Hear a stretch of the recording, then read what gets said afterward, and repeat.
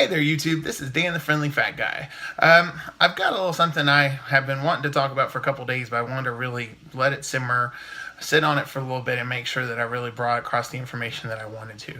It's actually about coping skills. So, like, if you have an issue, if you have a problem, everybody deals with things in different ways. And unfortunately, some of the ways that we deal with things are not the healthiest things, and they produce unwanted outcomes, right? And so, like for myself, the reason I'm the friendly fat guy is, well, it's true that I'm kind of a giant anyway, but one of the coping skills that I learned as a kid when I had issues with the other things that I dealt with was eating. You know, it's like, hey, it's there, it's yummy, and it kind of numbs the world a little bit around you when you're full, and it's just how it happened for me, you know. I dealt with a lot of stuff as a kid. My parents loved each other very much, but they had a difficult time. There was a lot of yelling and things that, you know, when you're a kid that has sensory issues to begin with spectrum disorder, it makes it really, really hard. And so, you know, I reached for the only thing that I knew how to reach for. And unfortunately, back then, you know, coping skills weren't something that was taught to children. You know, the whole vocational therapy and that kind of stuff was not something that was available at that time. You know, nobody knew really what autism was, with the exception of the random kid every once in a while who was really quiet and didn't talk to anybody. And it's a spectrum, you know, it's not just those kids. So, you know, I grew up with that. But the reason I really wanted to talk about it is it occurred to me over the weekend. Yesterday I was at a conference which really hammered it home with some things that I was seeing and some people I was talking to. My dad, from age of 9, I believe it was, he smoked. Which, you know, he was born in 1951. You know, back then, you know, everybody kind of smoked and it wasn't really a big deal. That was before the Surgeon General warnings and before the big tobacco, you know, lawsuits and that kind of stuff. And so, you know, when he first started doing that, it was just kind of what everybody did, you know. And so he smoked on and off from that age until he was 41, which is when he passed away. So for the longest time, you know, I always have thought, well, if my dad didn't smoke, he'd be around now maybe, and he wouldn't have gone through the things that he'd gone through. It never occurred to me that even though I knew about my coping skill and how it's affected me, it never occurred to me about him, which is kind of weird when you think about it, you know. But we all go through learning, and we all have things that occur to us at different times, and sometimes we don't connect the dots, you know, between like A and B. And so finally I did.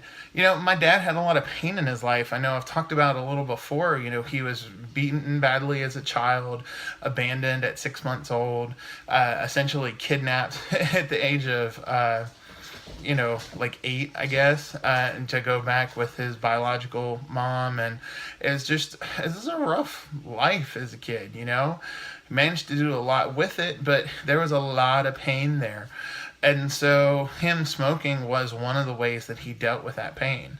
Now, he was able to quit multiple times, but it always ended up through one way or another that coping mechanism would rear its head, and during times of extreme stress, that's what he would go to. We all kind of have a go-to that we, you know, kind of have in our back pocket. And that was his.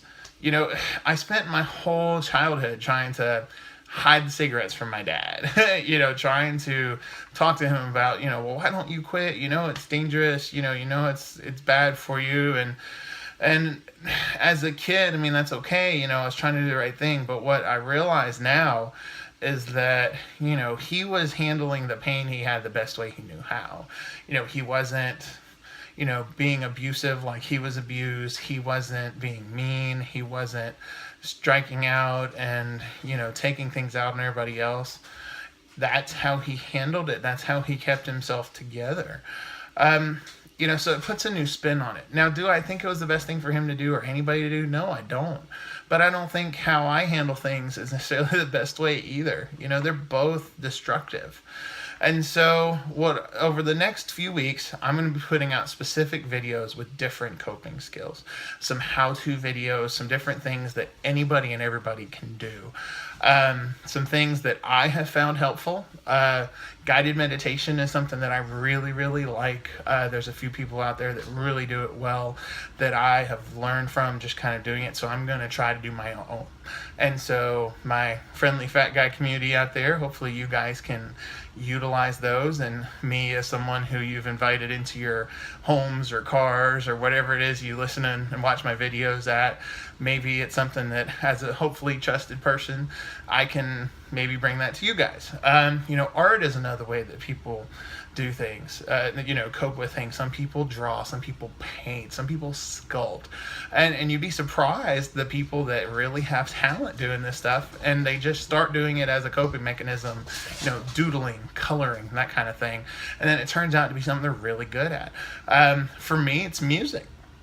I've been a musician since I was a little kid. I've been, singing and playing instruments as long as I can remember. I grew up listening to, old school R&B, and then, kind of some 80s and 90s R&B, as well as, alternative rock and metal and all this kind of stuff. I remember distinctly being like 2 years old in the living room of our house and just absolutely rip-roaring it to Beat It by Michael Jackson, So music is a way for me that I have been able to cope with things without resorting to food, which is something that I intend to get back into. A lot of people write. I write as well, and some people even do goofy stuff. Like for me, I'm kind of a natural smart aleck, I guess, and so I enjoy doing random stuff like that. If I'm really having a bad day, I'll go and sit in the car and listen to a song on the radio, and I'll make up funny words to it. Come Christmas time, you guys will get to see an example of that. It's going to be kind of fun. So I'm going to break out individual videos about all of these things and kind of give some helpful hints. I'm going to do some reading and research and try to bring some things for everybody to be able to use.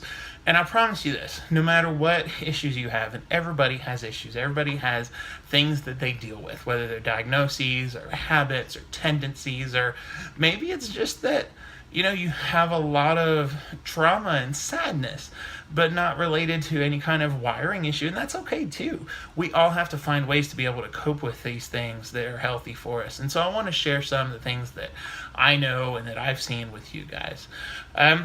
Okay, well, that's about all I got for right now. Really excited to be bringing those things to you. Keep an eye out. They're going to be extra, extra cool and extra fun. There's also going to be a couple of things that are for adults, and also a couple of things that are going to be for kids in there too, because there's cool stuff to be learned for everybody. One thing I want to reiterate, all of you guys out there are awesome. Everybody that listens to this and that doesn't, you guys are all worthwhile, and you're all worth investing the time in yourselves. So please remember that. This is Dan the Friendly Fat Guy. Take it easy, everybody. Have a good one.